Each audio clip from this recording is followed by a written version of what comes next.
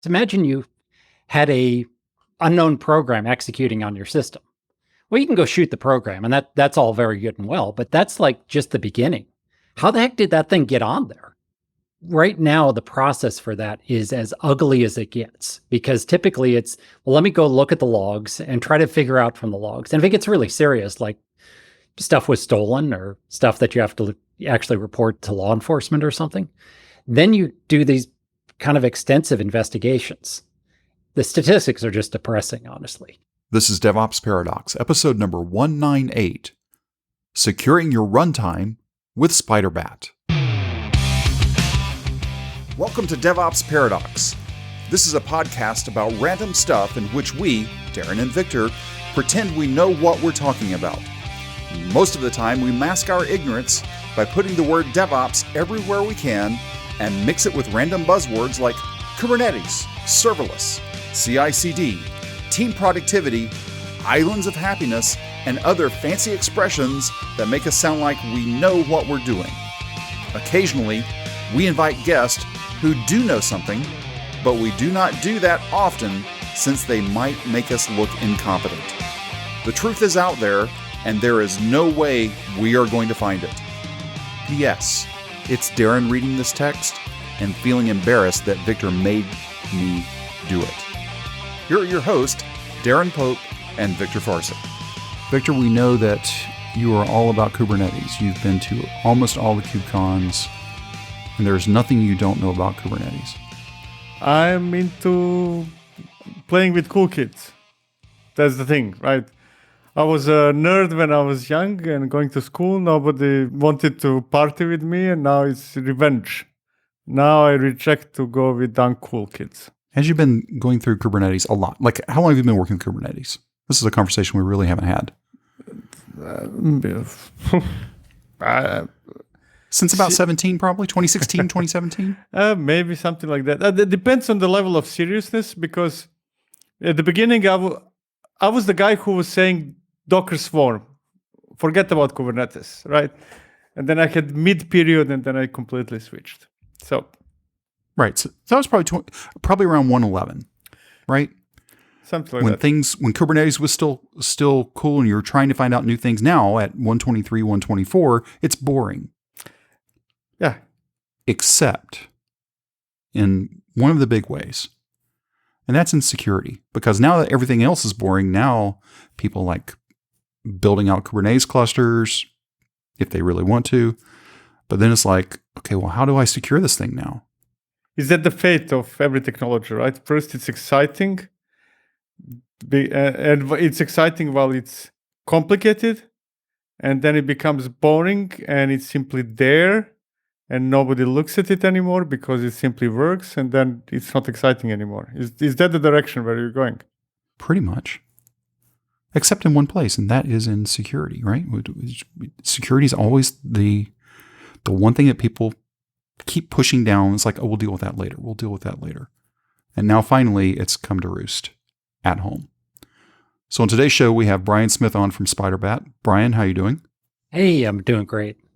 Spyderbat. Help me understand that name. Yeah. So my business partner and I, we founded the company back in 2019 in Austin, Texas is the center of it. And Austin has bats. I don't know if you know this, but there's a bridge over the river there. And it has the largest colony of Mexican free-tailed bats in the U.S. Like millions of these things live up under the bridge, and they come out every night. So we wanted something that was kind of cool and kind of fun. So we came up with the name Spyderbat. And actually, it started off as Spyderbat, S-P-I-D-E-R, bat, which is a type of bat that eats spiders. But then when we actually went to open the account with the bank, they misspelled it with S-P-Y-D-E-R-B-A-T. And we thought, oh, that's pretty cool. And so we actually renamed our company because of a typo in a bank form. But what can you do? Accept it and move on and pray that the Secretary of State's happy with the name change. And yeah, no, good ideas come from wherever they come from, you know? Absolutely. So one of the things that Spyderbat is working on right now is security, and specifically not just in Kubernetes, but really you're putting a lot of focus towards Kubernetes. What is the real pain that you're seeing forget about Spyderbat for a moment. What's the real pain that you're seeing? Because you've been around for a while and you've seen quite a few things. What is the pain that you're seeing in this Kubernetes space? I mean, obviously we're talking about security because security always gets kicked down the road, but is there more to it than that? Well, there's a combination of things, I think. The first is, it's exactly like you and Victor were just talking about, is that you start building something and it's exciting and it's fun. And if it's successful, it starts getting real and it starts getting pushed out and used in heavy production things. And then the attackers figure out that, ooh, this is a good thing to attack because there's lots of good data or they think they can make money off it. And so they start turning their guns on it. And that's happening in the Kubernetes space. And part of the problem is that the traditional security tools that come from from a sort of a more traditional, maybe VM environment, can't handle the dynamicism of Kubernetes and are missing a lot of the Kubernetes context. So in Kubernetes, you have pods that come and go, and you have very dynamic IP addresses almost don't mean anything. And you really think more in terms of apps and labels and deployments and namespaces and services. And these concepts are just missing from a lot of the security policy. So what we wanted to do was really build a security tool that understood that world well, so that when you're working with security policies, you can write them in terms of those concepts, so that when you're looking at trying to figure out if an incident is real, if a security event is real, you can understand it in terms of those concepts. And then the second thing is what we found is just that a lot of the tools out there, or a lot of the processes, don't really take runtime security into account. So there's this trend in the security world called typically shift left. And sort of the idea is that if I could just patch everything and make all my code completely bulletproof, I'd have no security incidents. I don't know that works. It certainly minimizes it. That's certainly the right thing to do. It's great hygiene to do that. But it's all the stuff that you don't know about that comes to bite you. If you can ship absolutely bug-free code and have all your supporting stuff have no bugs in it, then it probably works. But otherwise, you have to watch at runtime to actually detect the attackers coming in. And so we saw that was a gap in there, and we wanted to fill the gap with that. There's a missing runtime security component in Kubernetes and most cloud-native environments, and frankly, in a lot of Linux environments. And the third point is that these deployments that people have in Kubernetes, they don't exist on an island unto themselves. They're usually, in any scale, interacting with other traditional VMs and other traditional services, cloud services and third-party services and so on. And so you have to be able to secure those as part of it. You can't just focus on my container is good, I don't have to worry about anything else. At the enterprise level, you want to think about the whole back-end system and not just an individual container piece. That's kind of a long-winded answer, but I don't know. I don't know if that helps. One thing you said there, and it's never hit me before, we say shift left a lot. Yeah. But in a lot of places, isn't it more just dump left? What do you mean? Meaning that we're using shifting more things to the developer as an excuse to not actually get the work done? Well, one of the things that happened in the early, in Kubernetes in general, that I go into a lot of companies where you go talk to the head of security at a company. And if it's a traditional company that's incorporating security into it, so it had a kind of a mature security officer or something, he'll say, well, he worries about all the stuff that he knew about in the past, largely kind of the desktops, the laptops, the mobile phones, the back-end systems and stuff. And then you ask him, well, what are you doing with, kind of Linux and Kubernetes? He says, well, that's some guys over in the DevOps group. I don't really understand what they're doing, but they're doing something complicated. And they have very little visibility and very little tools in that. But is it only visibility and tools? Could it be, in some cases, also experience? I think it is, because a lot of these guys, the first thing that was attacked was Windows boxes, right? We remember that. And they took their lumps. And I remember all my friends at the time saying, I'm on a Mac, I'm invulnerable. So that didn't last long. And then, they went after, of course, the Macs and the phones. And there was a little bit of this, well, the Linux systems I don't think those are my problems. And so they didn't get as much instrumented with tooling. And in some cases, there's very little visibility of what the threat is there. So there's some concern there, but there's this organizational split and exactly like you said, this kind of knowledge split. There are a lot of the traditional security guys' experiences is in Windows, Macs, desktops, that sort of stuff. I observed something very similar. And I came to a conclusion that in many cases, it's almost like a lost battle. The speed with which we are experiencing changes results in one by one dropping off the train. And I'm not going to say that that's exclusive to security, but to me, that seems very common in security groups, right? Which often resulted in situations like, first of all, I'm going to block usage of Kubernetes because it's not secure, which is translated to, I do not know what the heck is happening over there, right? But then the pressure is so big that Kubernetes gets adopted after all, and then what are you going to do? Well, I think you're on to exactly the right thing, because a lot of the reason Kubernetes got adopted in the first place is because it allows us as developers to deliver features much faster and to change things really fast. And a lot of the traditional security world was all about, I don't know, that just didn't gel well with the way traditional security worked. And so they'd struggle to adapt to that rate of change, especially if the policies were hard-coded and the way that the traditional tools worked. So that probably also exacerbated that gap. And so I think a lot of what happened is the responsibility for securing this stuff went on the developers. What you said earlier about, I do not understand Kubernetes, hence security is going to be shifted to developers. That puts us in a very, very complicated situation, because then we have to make a choice. Okay, so should I entrust security into a person who doesn't understand what's going on? I'm exaggerating a bit when I say not understand. Or should we entrust it into a person who does understand how Kubernetes works but has no idea about security? And neither choice is even remotely a good one, right? So I founded these company that did these intrusion prevention devices. And one of the ways to solve that problem, this got very popular in the days of the internet worms that were out there, and they were just taking down they took down Volkswagen's manufacturing line in Europe, all the manufacturing lines in Europe for a week. Think about how much that costs the company to take down your entire manufacturing line for a week. So the response from some of the teams before that was what we used to call patch and pray.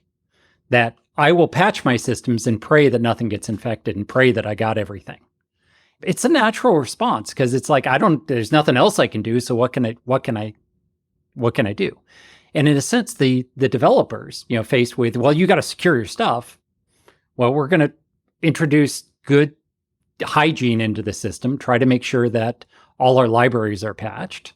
We're going to introduce secure software development lifecycle practices where we review these things and try to get out in front of it. And that certainly reduces things, but it doesn't solve the problem because we still have bugs in our code that we don't know about. And the harder problem is that even beyond the bugs in the code that someone can maybe exploit is that sometimes there's combinations of features that we don't think about as a way to use them that can be used to exploit something. Let me ask you a question, Victor. How do you think about the word hacker? What is a hacker to you? Or what is hacking in general? Oh, man. I don't know. Never thought about it. It's one of those terms that you just take for granted. Never thought about. Yeah. I guess depends whether it's ethical or unethical. Somebody trying to benefit from it or somebody trying to find the holes in the system for the sake of improving the system, right? I'm guessing it can go both ways, but You asked me a question out of the blue. Haven't thought about it. I did. I tried to stump you. So there's a term I heard a long time ago about people doing DNA engineering, and they called it hacking the genome. And so that made me think, that's a different type of hacking, but it makes sense. And I came to realize that the term hacking really means to understand how something works at the implementation level, and then to use it in a way that it was never intended to be originally used. So if I hack an API, it's sort of looking at the way the API actually works and then doing something with it that the developer never intended it to do. And that's kind of what the criminals take advantage of it, but that's hacking in general. That reminds me on a conversation I had a long time ago, completely unrelated with hacking, but I somehow think it applies. We were talking about how we can change organizations, complex systems, right? And we somehow came to a conclusion that you cannot really understand the system in its entirety, right? You cannot do that. The best you can do is to poke the system and see how it reacts. And somehow I see hacking like that as well. You understand part of it. You will never know the whole picture. You will never go through every single line of code or any of those things. But if you poke it enough times, you will find the hole, right? In the system, right? Well, and it's even worse as our systems get more and more complex, the number of ways that you can poke it and make it behave differently or unexpectedly kind of grows with the complexity of the system. It's just the nature of complex systems. So I think between that and developers who write the system, think about the system very much in the way that they envisioned it. And it's really hard to pull it out of your head and think about all the different ways that this could be used. I mean, it's especially when you're combining multiple parts of the system that different people are working on. And yet that's exactly what the attackers are doing, is they're poking at it and trying to figure out how it actually works and then trying to envision ways to use it that no one ever imagined. And so I don't know how you prevent that sort of attacking without actually looking at how it's actually being used in real time. I don't know how much that applies in security, but I envision it being similar to discussions we have about bugs in general or stability of the system. You can do your best and you should improve and do better, right? But ultimately, it's just as important, if not even more important, how you react when things happen rather than preventing things from happening, right? There is no way that anybody will ever design 100% secure system, right? We should strive towards that goal. We should try to get closer to that magical 100%, but we're never going to get there, right? So I see it more like how fast we are to detect, how fast we are to react, probably just as important as how secure we are in the first place. Yep. I think the analogy is really good, and they're almost the same thing, because an operational issue happening because of a bug, some piece of the software, performance degradation or crashing. Ultimately, what you have to do is do some sort of root cause analysis to figure out what happened, and then that informs how you can actually fix the thing. And otherwise, you're just shooting in the dark. And the same thing happens in security. So imagine you had a unknown program executing on your system. Well, you can go shoot the program, and that's all very good and well, but that's like just the beginning. How the heck did that thing get on there?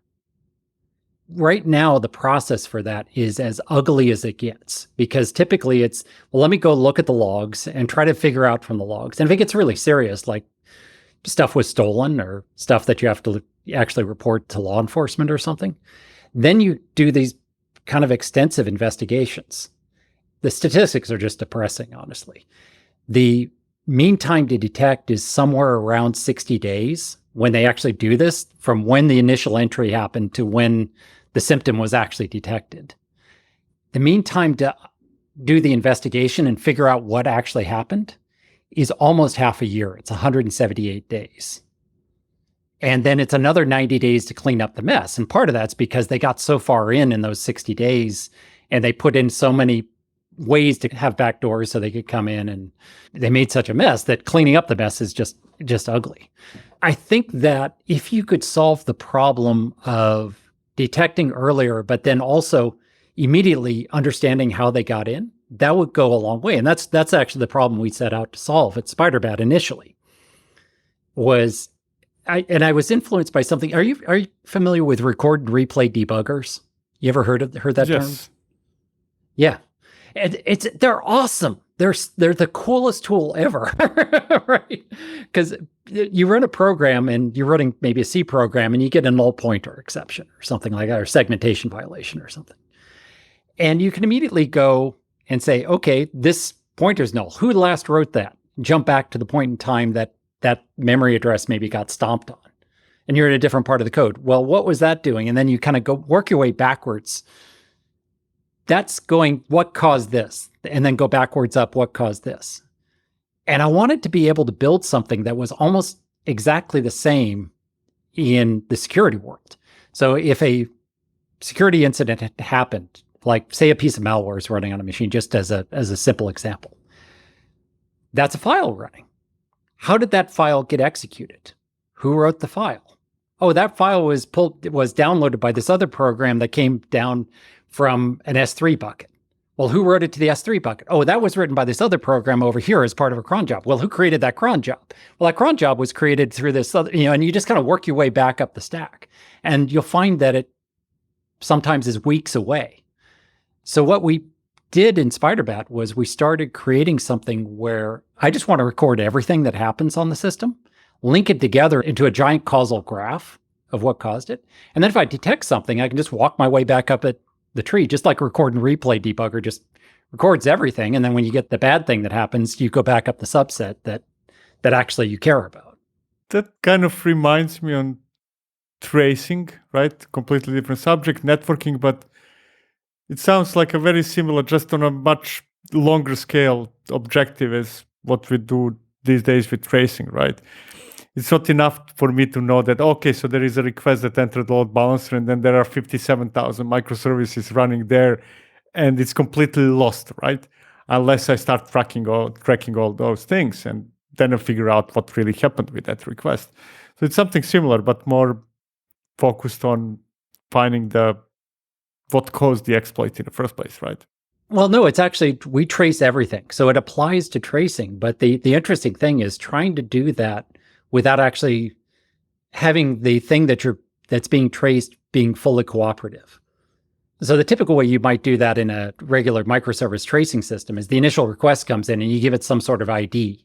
And that ID gets passed all the way through the system. And as you go to another microservice and it branches out, it extends the ID. So you can, in the IDs that are logged, you can encode the entire tree effectively. And then from the logs, I can just search for that weird ID and I can see all the transaction requests and I can get some idea of how they played out. Imagine doing that same thing, but without requiring you to modify the libraries. Because basically, if the attacker is downloading some code on the system, they're not going to have nicely instrumented it so that you can trace them.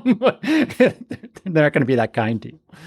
So you got to be able to do it without that. That's kind of the nut we've been able to crack. So I'm guessing that means that we are excluding silly solutions like, I don't know, like sidecars and things like that. We are probably now switching into the discussion about eBPF or instrumenting kernel itself, right? Exactly. That's what we're using. Is we actually initially started trying to do it with a bunch of different technology. We tried using sidecars. We tried using the Linux audit logs. We tried using all sorts of stuff, but it was a disaster area for all sorts of reasons. Where we settled on about a year and a half ago was using eBPF. And that's worked out really well because what eBPF allows you to do is instrument the operating system kernel and intercept any function call in the kernel. And so from that, we can see anytime a process starts, stops, who caused it to start, anytime it changes permissions, like it changes user identity or things like that. You can see every file that's written, read, executed, deleted, etc. And you can see every network connection. from that, you can build out this graph that this process launched this process, which launched this process, which wrote this cron job, which wrote a file in the cron job, and then this cron job read that file, executed, made an outbound connection, downloaded this file, stuffed it up in S3. And this other process here downloaded it out of S3 and executed it. If you know all that data, then it's pretty easy to put it together. Now, eBPF is one of the most fascinating things I've seen, to be honest. But at the same time, it's pretty cool stuff. Huh?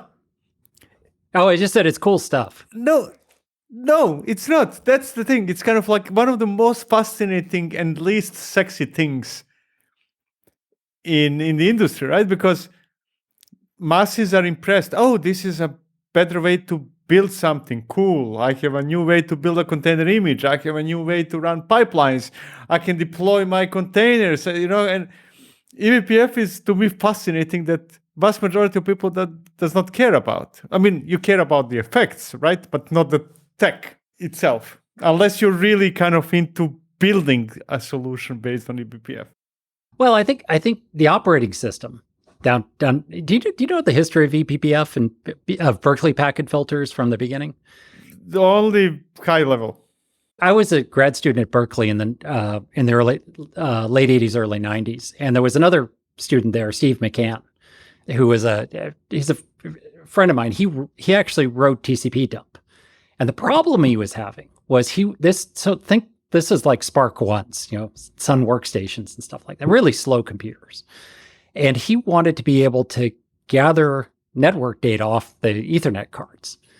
The problem he had was that he could put the Ethernet card in promiscuous mode, but getting the data from the operating system up to user space, just all the amount of data that was being copied across that boundary killed the system. And he might want to look at just, UDP port 53 packets or something like that.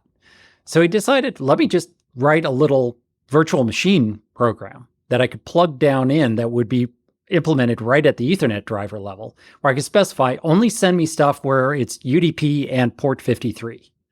And so only those things would get copied up to user space, and it performed infinitely better. That was Berkeley packet filter. So that's that little mini language that you use in TCP dump or Wireshark to capture stuff. And there's a little mini compiler that compiles it into this kind of virtual machine bytecode. And it's something down at the bottom that executes it. And it's provably safe to execute because there's no looping involved. And there's just limited instructions you can do. So you can't do anything bad at the kernel. So it's safe to put in the kernel. eBPF just extended that idea for tracing in the kernel. Because we had all these things. We had ptrace and ktrace and dtrace and strace. All that whole family of trying to trace what's actually going on in the kernel. And people have tried for years to implement different ways of doing it. eBPF is a version of that where I can take any function call in the kernel and then I have access to the stack. And so I can follow pointers down into data structures if I know them. But you have to have intimate knowledge of the kernel to be able to use this stuff.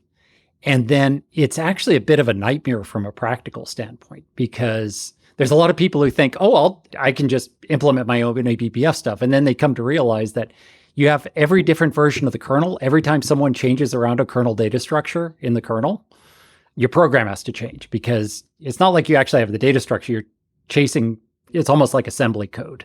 So you have to modify the assembly code for each one of the different kernel versions and architectures, and different architectures have different calling patterns. And it's a lot of work, but it's an incredibly powerful tool. Oh, yeah, definitely. But I was just about to ask, and you already started talking about that. How much trouble do you have to make sure that whatever you're building as a solution based on eBPF is actually working on different kernels?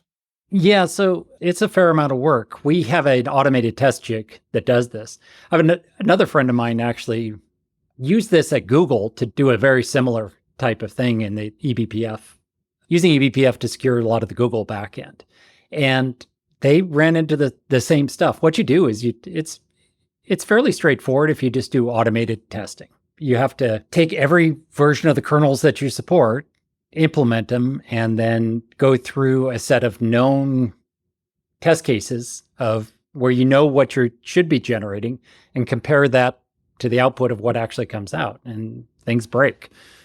And then you break and you go and fix them. So it's a bit of a treadmill, honestly, or a hamster wheel, maybe, because it just goes around and around and you never actually get anywhere. That sounds very similar to those horrible days of web development when, whatever you do, you had to spin up 7 versions of Netscape and 5 versions of Internet Explorer and so on and so forth, and that's it everywhere. It's living the dream, baby, living the dream. But it's, that's why you pay someone to do that stuff, right? Rather than do it yourself.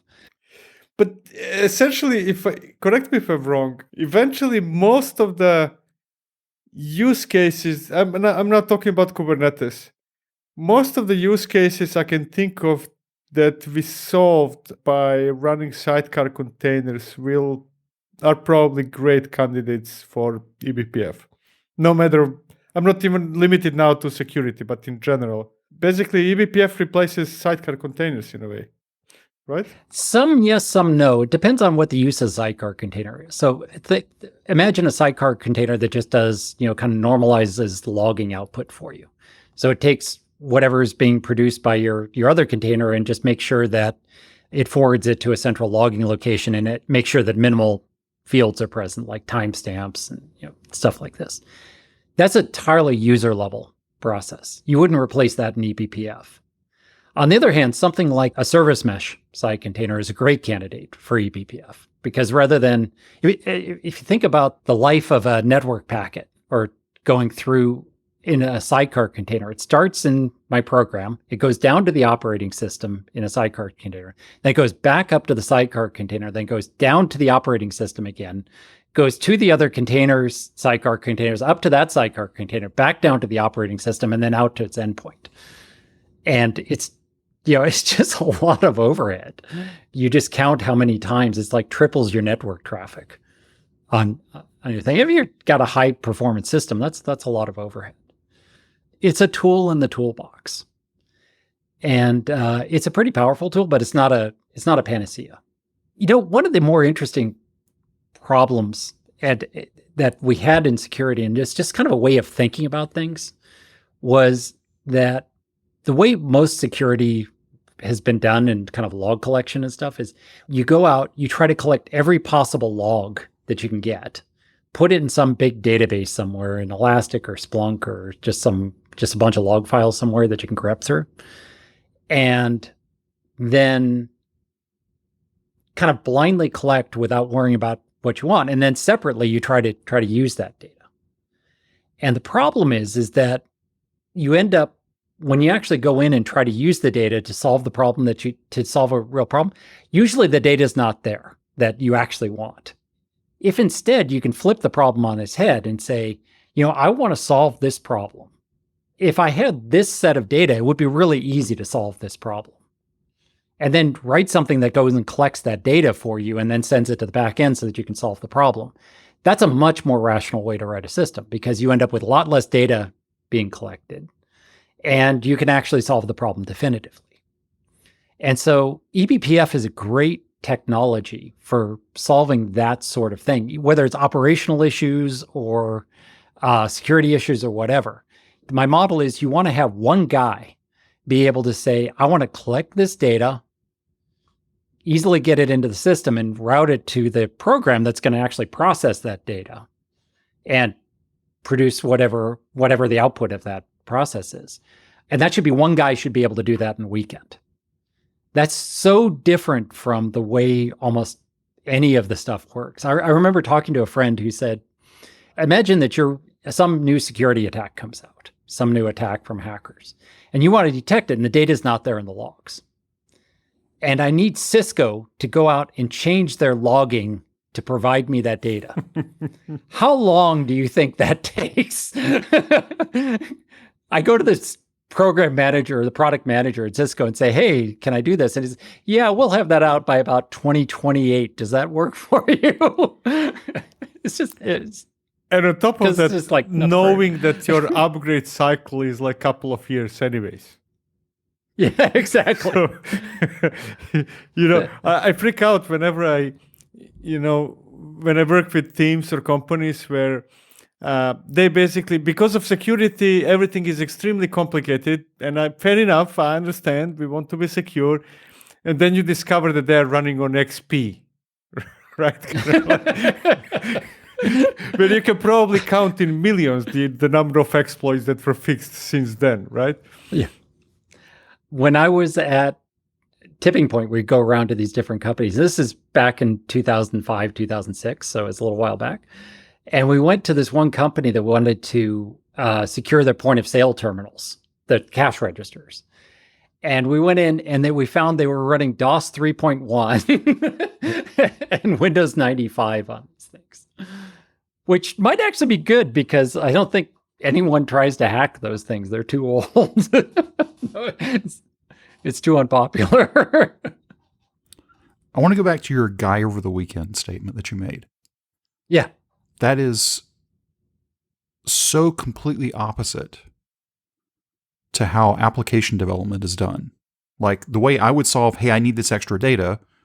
As a Java developer, that means I'm going to have to go in and add new loggers, do all these things, have to go to CAB if I'm in an enterprise to get the sign-offs, to do an emergency rollout over the weekend, blah, blah, blah, blah, blah, right? Yeah. Whereas we know that eBPF is safe, right? I can drop it on a host or guest, depending on, forget, it's still a host. And it will just do what I tell it to do. And I don't have to worry about it doing something bad, unlike me going in and doing bad logging inside of my application. Now, here's my question. I can drop in that eBPF program, correct? Just drop it in. I don't have to do any reboots. I don't have to do anything. That's correct. That's correct. All right. So now I have captured the data. I'm satisfied. I've got enough data. Can I just pull that thing out? Can you disable the eBPF program? Yeah. You mean? Yeah. Yes, you can. You can change it. You can disable it. The one thing you have to watch out for is just like in your other thing is, first off, you have to make sure that you're grabbing the data that you want. So you have the standard debug stuff. And the second thing is that you're not creating so much data that you kill the system. Remember what I was telling you about eBPF and the network card going across? You can still have that thing where eBPF shoves so much data up into user space where you actually harvest it that you kill yourself. Or if you generate so much data, you might start dropping data, because typically what you're going to do is in the kernel space program, you're going to write it into a shared buffer that's shared between kernel space and user space. So the eBPF program, as it exports its data, will write it into the shared buffer. And then the user space has to harvest it out of the shared buffer. And that's going to be typically a circular buffer of some sort or a limited size buffer. It's a queue between the two systems. And if the consumer can't keep up with the producer, then you're going to drop data on the floor. And that's not an uncommon problem in the eBPF program. So it's not quite as, if the thing you're looking for is rare, then you're exactly right. You can just kind of go do it. If the thing you're looking for is super common, like if I wanted to grab every network packet that goes across my network ever without filtering, well, guess what? You're going to have, That's a great way yourself to load test that machine. Let's exactly. In the positive sense. Yeah, you're going to saturate the user space to kernel space stuff, and something's got to give. Well, at least you'll know that you're safe at that point. You'll be down, so you don't have to worry about it then. eBPF is better than like kernel modules, because in a kernel module, you could really do something bad to yourself and still get access to the same data. But it's not it's not a panacea. I think more about what I kind of meant with the part where I said, if I could, as single guy, tell the data that he wants to gather and gather the data versus this collect everything and try to figure out if you can do something with it. Think about it as like this. Imagine you were given the task of building a self-driving car, right? Just that sort of thing. And someone went to you and said, well, I have all this data coming into the car. I glued a camera that I found at Walmart over here on the right windshield, and it's glued on every right windshield of the car, but they're all at different angles. And sometimes I couldn't get the same manufacturer of camera, so I have different manufacturers of camera. And sometimes I couldn't glue it on the right windshield because it didn't work there, so I put it on the left bumper. And so you've got all of these different kind of environments and inputs. And just use machine learning, man. Make it work. It's artificial intelligence. I'm sure it'll work. And it's a hopeless problem. If instead you say, well, this would be easier to solve if I had a LiDAR camera mounted at this consistent position that gave me ranging detection to every object in the region, and then sort of the right instrumentation, and that instrumentation was 100% consistent, it would at least become more tractable, the problem. It would become it wouldn't be easy to solve because it's a self-driving car, but it would become easier to solve. That's kind of true with almost every problem we have. If I have an operational issue, I can try to figure it out from whatever SPU I get, or I can, like, you were saying, just change the logging slightly to produce the event that gives me the right information so I can go detect it. The problem, as you pointed out, is if that's changing the code, then I have to go to the cab. I have to, go through all this rigmarole. If I have the separate sidecar that I can put in to actually get that data, and it's reasonable to get, then it's pretty cheap. That's a more tractable problem. Anyway, that's kind of what we ended up doing at Spyderbat. Is we have these little pieces. We have a little agent with these plugin modules. The plugin modules are called BATs. And all they do is they're little programs that run, and they write their data as little JSON logs to standard out, and then the BAT forwards them to the back end. So when we were doing that, we wanted to know every process start, stop, every time a thread was created, a process was executed and exited. So we wrote eBPF to get that data. And typically it's, a few tens per second, maybe a few hundreds per second. So it's not that much data. It's 100 JSON records per second. That's just not that much crazy amount. So let me see if I get this right. So you have the eBPF programs running. Yep. That puts it into the shared memory, and then you have an agent running up in user space that's slurping those out and then shipping them off to X. Yep. You do that with things that look for processes, start, stops. You do that with file accesses. You do that with network data. And then you can add other things, like things that we tail a few logs and stuff like that. And we have another one that gets an inventory of the box. And all that data goes into a backend system that is able to build up that map, that causal map I was talking about in the beginning, that says, this is everything that happened. Now, in the Kubernetes world, I can say, I'm building a container and I'm an image and I deploy it out. Well, deployed's out onto a node where this stuff's running. And I can take that container. We have another BAT out there that's watching the Kubernetes API and gathering all the Kubernetes data, so I can associate containers with what pod it's part of, what service it's part of, all the Kubernetes metadata, and the processes inside that. And I can start to build a profile of exactly what that image does every single time it runs, every container that gets spun off of the same image. That fingerprint is going to be really consistent from run to run, generally speaking. Because my microservice, the little piece I have, receives some connections from other microservices. It talks to a few other microservices. It runs a collection of programs, and that's all it ever does. And it's very consistent what it does. We can automatically generate that fingerprint of what that thing's doing. And then from that, you can say, you can actually have the developer involved and say, yeah, that's normal. That's what I expected to do. That becomes part of their development lifecycle. It's just kind of, every time I deploy it, I just pull down that new fingerprint and merge it into the master fingerprint. Once I have that, that becomes something I can put out in staging or production environments and say, this is what I expected to do. And if it ever does anything outside of that box, that's when you alert someone. And that could be an operational problem, that could be a security problem, that could be whatever. So it's like Kubernetes gives us this opportunity to break down this really complex world into these little tightly containerized bits and pieces that have very, very regular behavior. And then allow the developer to specify the behavior because they know what it is. And then we can build things around, this is the way I expect Kubernetes things and the core DNS service and the Kubernetes infrastructure and the outside VM that the nodes are running to behave. And so it becomes very hard to break into that system, right? As soon as you do anything not expected, it's not like I'm trying to detect the attack. I'm just detecting this is weird. And you get the developer involved, and then it's either an attack that they didn't know about or it's weird. And then once the attack's there, they can go figure out what actually happened because we have all the data there.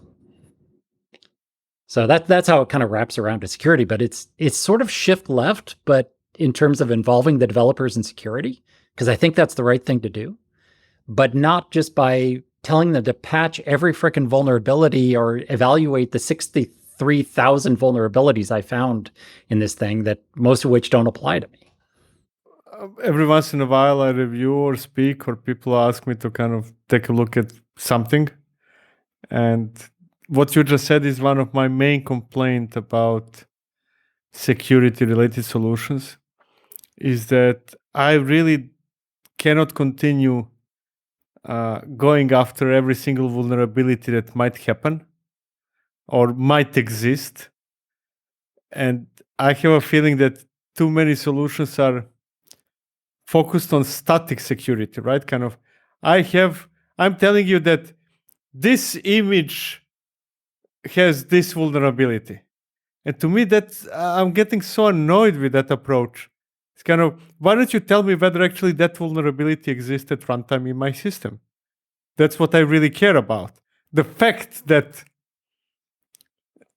it exists potentially in an image that it will never be executed because of XYZ just complicates my life, right? Because nobody can really, if you have a person going after fixing every single vulnerability that might happen, that's unattainable. That's not going to happen ever. And I think it's about to get worse with the SBOM stuff, the software bill of materials, because now it's not just the vulnerabilities that we're just going deeper and deeper and making the problem more complex. But you're right. I mean, you look at these vulnerabilities and it's like, okay, this is in a piece of library code, and that library code is never, ever called in my application running. So do I really need to patch this thing? Do I? I think we're going to reach a tipping point here. The guys I was talking to at KubeCon in the security sessions were looking at the software bill of materials and just kind of shaking their heads. I mean, some of it you have to do because of executive orders and stuff, but it's a lot of effort, and I'm not sure it makes us that much more secure. No, what does makes us much more, that's depressed. It's definitely not fun. It is giving us a technical debt bonus, if you will.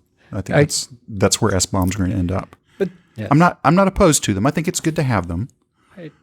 But what we do with them is what's going to go sideways, I think. Yeah. To me, there is that psychological, or not psychological, but the element of the sheer volume of something. Those conversations remind me of like 15 years ago when everybody used SonarCube. SonarCube. You go to a dashboard and you see like 15,000 of something. And the effect of that is that you actually improved less than if you didn't even see it. Because, if I tell you this is the thing you should fix, or those are the 5 things you should improve, you're likely going to do it. If I tell you there's 1,000, you're likely going to say, why bother? Exactly. What's the point? Exactly. There's a phenomenon like that.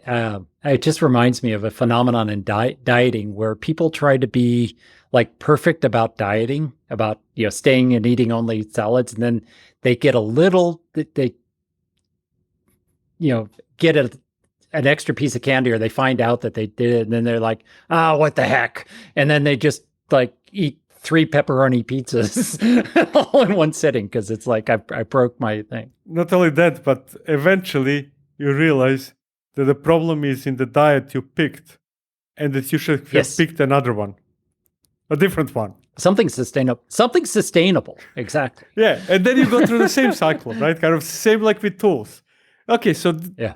let's change it again and again and again Yeah. with the same result, Yeah. right? Yeah. I think security will become works when it becomes easy. I remember when I was young, we didn't have automatic car locks, right? You had to actually put the key in and turn the key to lock the car on your door, on lock the car door on your car. And then at some point, the key fobs came out, and you could just push a button while you're walking away, and the door would lock. And all of a sudden, everyone started locking their cars because it just became really easy. So if we can make security just easy and integrated into it, then people will do it. And if you can't, it's just going to be an uphill battle. But that's my issue. I'm going now back in time when I was completely uninvolved in any security type of work.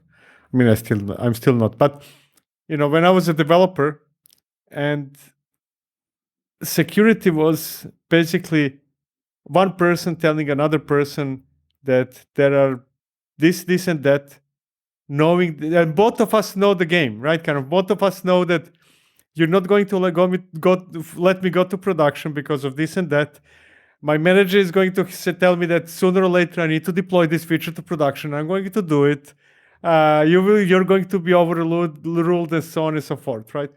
And the cause of all those problems and really insecure situations was that neither side looked how to make it easy for the other, right?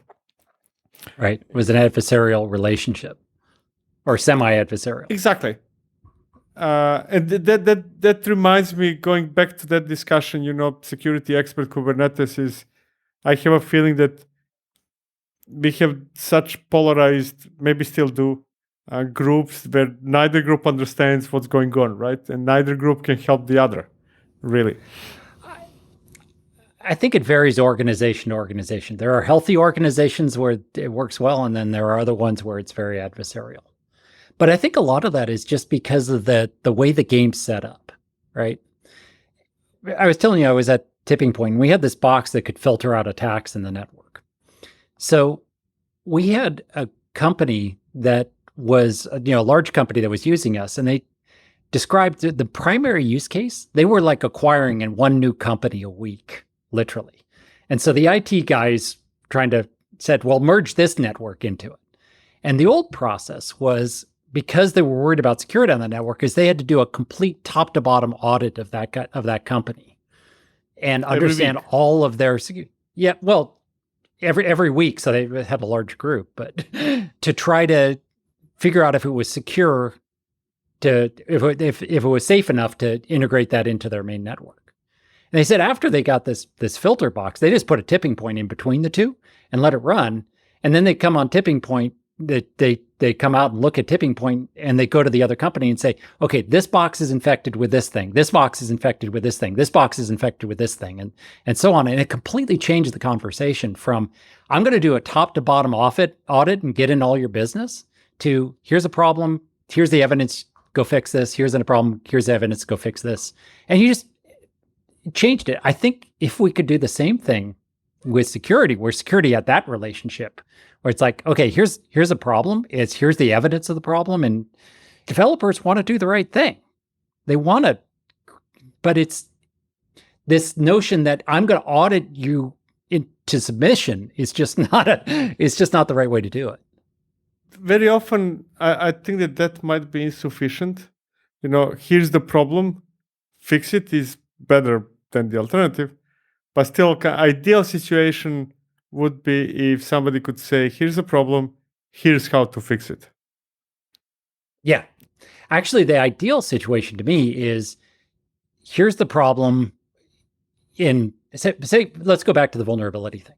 I have a list of 1,000 vulnerabilities that I need to evaluate. I can go in and force you through auditing processes to go through and checkbox each one of these things and validate that your code, there's the reason, and document every reason why this isn't a problem to you, or you fix it.